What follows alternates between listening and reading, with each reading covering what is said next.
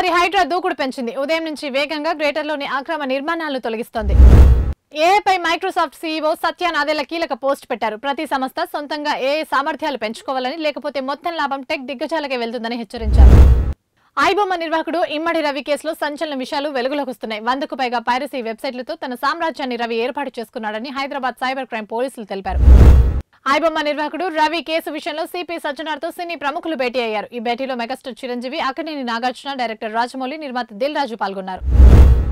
సినీ నటి కీర్తి సురేష్ కు అరుదైన గౌరవం లభించింది. యూనిసెఫ్ ఇండియా సెలబ్రిటీ అడ్వకేట్ గా నటి కీర్తి సురేష్ నియమితులయ్యారు. తన పెళ్లి రాజకీయ ప్రవేశంపై వస్తున్న వార్తలను నటి త్రిష ఖండించారు. స్నేహితులతో దిగిన ఫోటోలతో తప్పుడు ప్రచారం చేస్తున్నారని ఆగ్రహం వ్యక్తం చేశారు.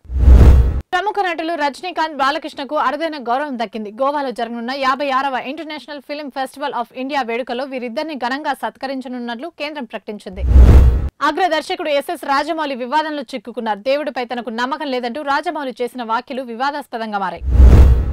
సౌదీలో ఘోర రోడ్డు ప్రమాదం చోటు చేసుకుంది. మక్కా నుంచి యాత్రికులతో వెళ్తున్న బస్సు డీజిల్ ట్యాంకర్ను ఢీకొట్టడంతో 42 మంది యాత్రికులు సజీవ దహనమయ్యారు. సౌదీ ప్రమాద ఘటనపై సీఎం రేవంత్ రెడ్డి దిగ్భ్రాంతి వ్యక్తం చేశారు. ప్రమాదంపై పూర్తి వివరాలు తెలుసుకోవాలని అధికారులను ఆదేశించారు.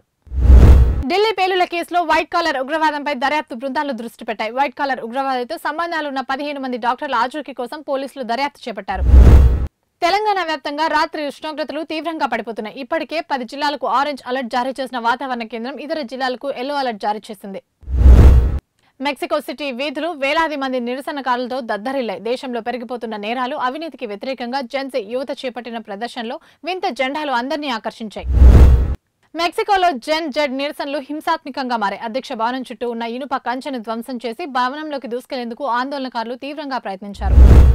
ఇంధన భద్రత కోసం కేంద్రం కీలక నిర్ణయం తీసుకుంది. ఏడాదికి 2.2 మిలియన్ టన్నుల వంట గ్యాస్ ను కొనుగోలు చేసేందుకు అమెరికాతో ఒప్పందం కుదుర్చుకుంది.